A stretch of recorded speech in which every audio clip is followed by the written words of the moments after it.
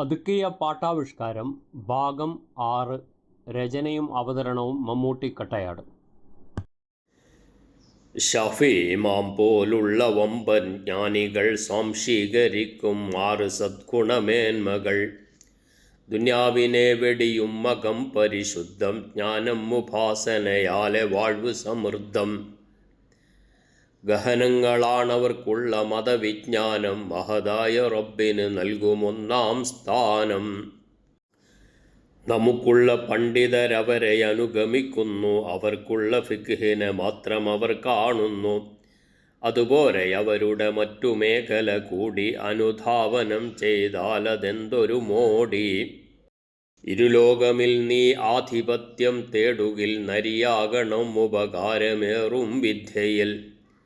അള്ളാഹുവിനായി ജ്ഞാനം അഭ്യസിക്കുന്നത് ആരാധനാകർമ്മങ്ങളിൽ ഒന്നാമത്. അതുതന്നെയാണ് ഖിലാഫത്തും വവറാസത്തും, അതുകൊണ്ടു തേടൂ കിട്ടുമെല്ലാ നിഅമത്തും. വിദ്യാർത്ഥികൾ പാലിക്കേണ്ട മര്യാദകൾ. തലമൂത്ത വ്യക്തിത്വങ്ങളുടെ ഉച്ചാരണം തെറ്റാതെ വ്യാഖ്യാനിച്ചു നീ ശരിയാക്കണം. പ്രതിപക്ഷ ബഹുമാനത്തിനാൽ പഠിപ്പിക്കണം, പരനിന്ന വേണ്ട തർക്കവും കൈയൊഴിയണം. അസ്പഷ്ടമായതിലൊറ്റ നോട്ടം കൊണ്ട് വിസ്താരവും വേണ്ട, അപകടം അതിലുണ്ട്. തേടേണ്ടതാണ് ഉസ്താദുമാരുടെ മറുപടി, ഓടിപ്പിടിച്ചാൽ സംഭവിക്കും അക്കിടി.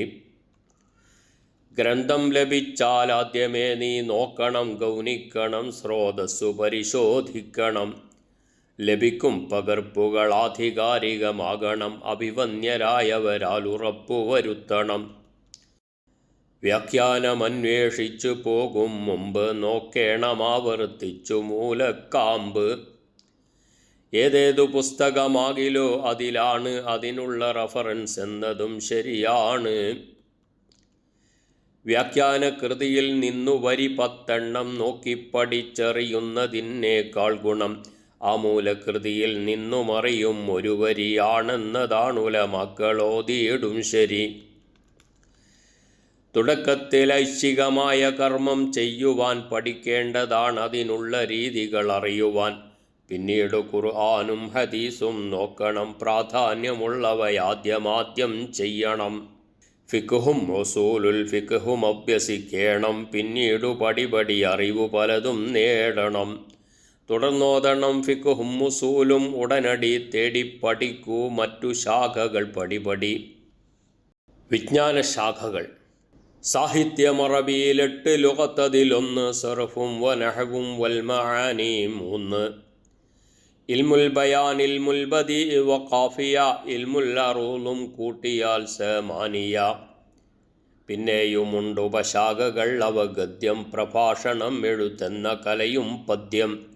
ഗദ്യത്തെയും പദ്യത്തെയും ഗൗനിക്കണം, കൈലിഖിതവും വാഗ്മിത്വവും ആർജിക്കണം. മന്തിക്കിലും ഇൽമുൽ കലാമിലും ആളുകൾ മുഖം കുത്തി വീണു തിമർക്കും ഇക്കാലങ്ങളിൽ. വേണം നിനക്കും കൃത്യമായൊരു ജാഗ്രത, വേണ്ടാത്തതിൽ നിന്നൊഴിയുവാനൊരു സൂക്ഷ്മത. പാരായണം ചെയ്യണമിഹിയാ നിത്യവും, പരിഹാരമാണതു മാറ്റുമെല്ലാ രോഗവും. ഭക്ഷണ മര്യാദകൾ. ഭക്ഷിക്കണം നീ പൂർണ്ണമായ ഹലാലുകൾ, സൂക്ഷിക്കണം മതം തീർത്ത വേലിക്കെട്ടുകൾ. പാടില്ല തിന്നാൻ നീ ഹറാം, അതുപോലെ പാങ്ങില്ല അറിയാൻ വിധിയതും ഒരുപോലെ. തിന്നുന്നതും കുടിക്കുന്നതും കുറയ്ക്കുന്നത്, ദേഹത്തിനും ദീനിനും അതുപോൽ നല്ലത്.